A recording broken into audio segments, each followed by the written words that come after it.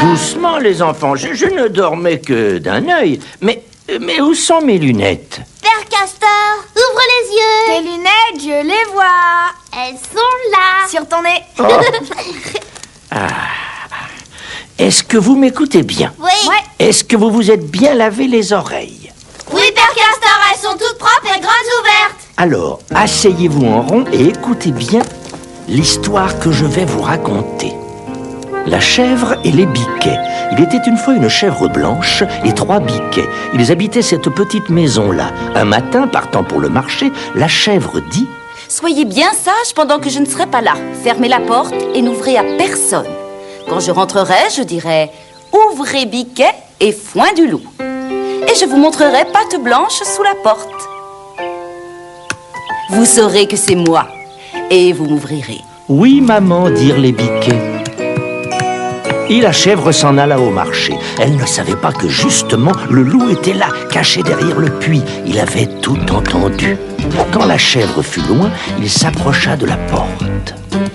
Il frappa, pom, pom, pom, et dit en imitant la voix de la chèvre: Ouvrez les biquets et foin du loup.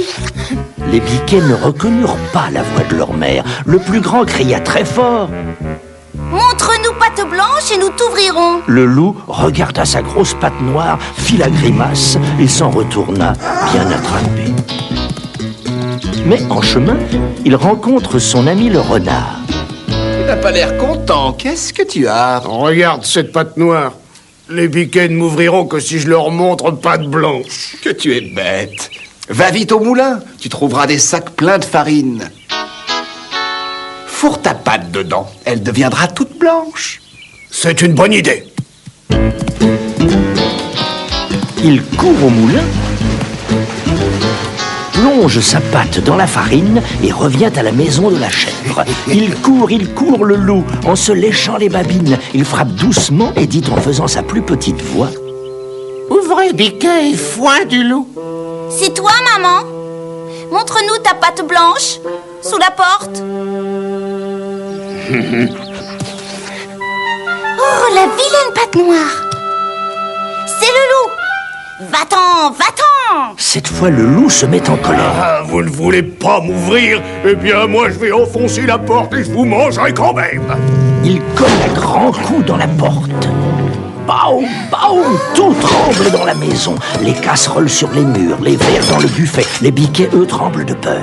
Pourvu que maman vienne vite. Et juste à ce moment-là, la chèvre revient du marché. Elle voit le loup qui s'acharne contre sa porte. Elle pose son panier, galope vers la maison, tête baissée. Elle se lance sur le loup et,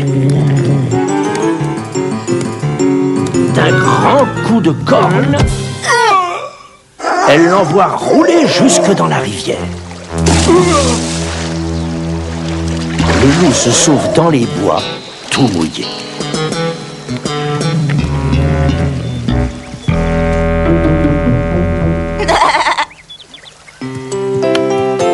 Ouvrez biquet et foin de loup. Elle glisse sa patte sous la porte. Les biquets ouvrent la porte et bondissent de joie. Je suis bien contente d'avoir des biquets si sages et si obéissants. Elle les embrasse bien fort et leur prépare un bon déjeuner.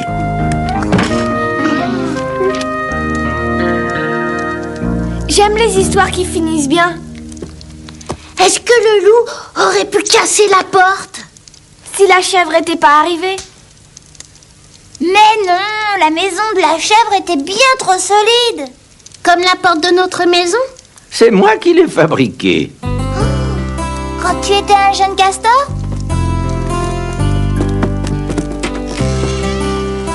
T'as vu comme elle est bien faite? Ah oui.